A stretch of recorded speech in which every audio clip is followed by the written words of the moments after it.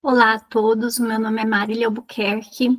Eu realizei este trabalho sob a supervisão da professora doutora Ana Beatriz Demarque Barel.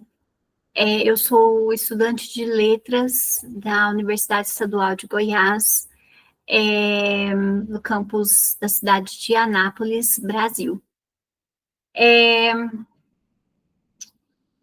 Neste trabalho, né, nós analisamos o comportamento de Raskolnikov, protagonista de Crime e Castigo, né, sob a perspectiva do behaviorismo, integrando a teoria comportamental e a crítica literária.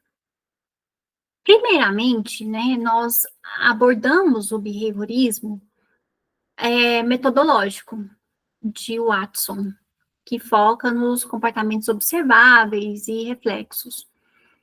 E o behaviorismo radical de Skinner, que acrescenta a análise de pensamentos e emoções como comportamentos influenciados, né, por estímulos ambientais.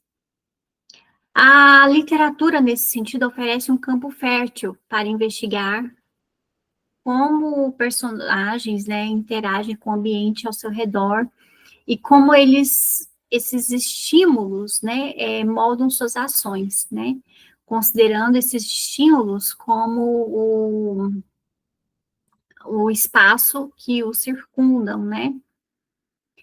A obra de Dostoiévski, né, no geral, como representante do realismo russo, ela retrata não apenas as complexidades humanas, né, mas também a influência do ambiente físico e social sobre as decisões das personagens. No caso do Raskolnikov, temos algo interessante, por exemplo, quando vemos que a cidade de São Petersburgo ela desempenha, né, um papel fundamental no desenvolvimento da narrativa e no comportamento dessa personagem. A cidade, ela é descrita no livro, na obra, como sendo insípida e opressiva, e especialmente nos dias quentes de verão, né, o que reforça, né, aquele estado mental caótico do Raskolnikov. No entanto, nós vemos que em nenhum momento Raskolnikov tem uma visão da cidade como uma cidade com aquela alegria veranil, né? Típica alegria veranil. A todo momento, a cidade é considerada como um lugar, um cenário caótico, né?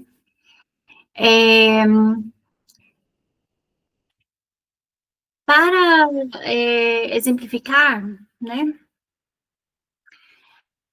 Nós podemos analisar ali o quarto do Raskolnikov, um espaço que é miserável e claustrofóbico. Né, as paredes são descascadas, os móveis são empoeirados, ele é muito pequeno, espelha ali o declínio mental mesmo da personagem. Esse ambiente degradado, ele influencia o estado psicológico, criando uma atmosfera ali de isolamento, né, de desespero, que acaba contribuindo para que as suas escolhas sejam tão drásticas, né? Como, por exemplo, essa escolha de assassinar a usurária, a Aliona Ivanovna. A atmosfera de São Petersburgo, né, repleta de sujeira, de caos, de pobreza, ela serve como estímulo externo, que, sob a lente behaviorista, reforça, né, o comportamento criminal do Raskolnikov, né, que é moldado ali pelas consequências de suas ações. Nesse caso, nós vemos aí claramente a teoria behaviorista sendo aplicável nessa situação. Além disso, né, é interessante observar também como Dostoiévski utiliza o espaço não apenas como cenário, mas como um agente ativo na narrativa. Né? A cidade de São Petersburgo, ela deixa de ser apenas mais um mais um cenário, né? E passa a ter um papel realmente ativo na obra. Isso porque ela reflete, né, os estados mentais das personagens. Essa relação entre o ambiente físico e o comportamento é central no behaviorismo, né? Porque sugere que o ambiente externo não só influencia, mas também reforça padrões de pensamentos e ações. A Franco Moretti e o Antônio Cândido são críticos que defendem a análise espacial da literatura, destacando a interação, né, entre o ambiente e o desenvolvimento das tramas e das personagens. O Raskolnikov, ele está constantemente em conflito, né, com seus próprios pensamentos, com suas emoções, né, o que leva ele a justificar o assassinato como uma ação moralmente aceitável. Algo que traria até um bem maior para a sociedade, talvez algo até louvável. No entanto, né, após o crime, ele vai entrar num ciclo de culpa e de angústia, né, influenciado não apenas pela consciência, né, mas também pelo ambiente ao seu redor, né, que reforça aquele estado de desespero.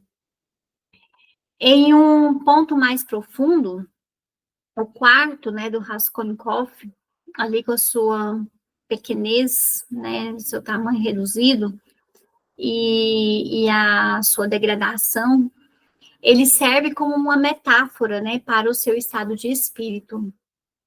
Enquanto o comportamento dele pode ser entendido através de reforços negativos do ambiente miserável que ele vive, a análise literária sugere que o espaço também funciona como um espelho da psique perturbada do protagonista. O comportamento do Raskolnikov, ele também pode ser analisado em termos do condicionamento operante de Skinner, né? No qual as consequências de um comportamento determinam sua repetição, né? Isso porque, após o assassinato, ele experimenta sentimentos de culpa e de vergonha. Mas ele também sente uma espécie de alívio inicial, né? O que poderia ser visto como um reforço imediato para suas ações. À medida que a trama avança, né, no entanto, as punições, como sua deterioração emocional e psicológica, né, enfim, começam a dominar, levando a questionar suas ações e o levando também à confissão. Além disso, existe uma polifonia de vozes nas obras, né, de Dostoiévski ali no geral, como que permite, né, uma análise mais rica do comportamento humano. As personagens da Dostoiévski, elas não são marionetes, nós vemos isso muito bem em Crime e Castigo, elas não são marionetes controladas pelo autor. Ao contrário, elas têm suas próprias vozes, elas têm livre-arbítrio. Isso se reflete nas escolhas, né, e dilemas de Raskolnikov, que é livre para tomar suas decisões, mas é também um produto do seu ambiente e das circunstâncias externas. Então, quando nós aplicamos o behaviorismo à análise literária, nós conseguimos ver como o espaço físico, né, no caso a cidade de São Petersburgo, o quarto miserável do Raskolnikov e a casa da usurária, como esse espaço físico contribui para moldar o comportamento da personagem. Essa abordagem não exclui, né, a complexidade estética e psicológica da obra, mas ela complementa, né, mostrando como o ambiente influencia a psique e as ações dos indivíduos, tanto na literatura, né, como na vida real também isso ocorre.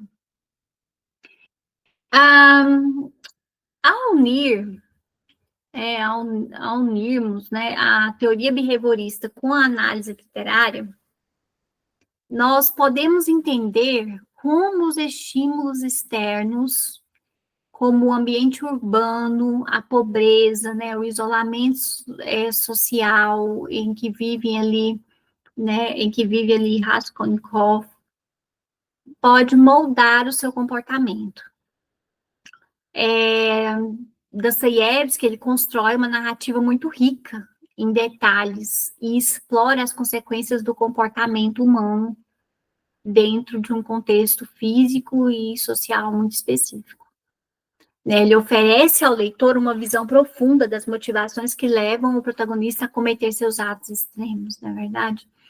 Ao compreender essa interação entre o espaço e o comportamento, podemos enriquecer nossa interpretação de crime e castigo e contribuir aí para o debate behaviorista em ambientes literários, né? É isso que eu tinha para falar. Muito obrigada pela oportunidade, agradeço bastante e até mais. Obrigada.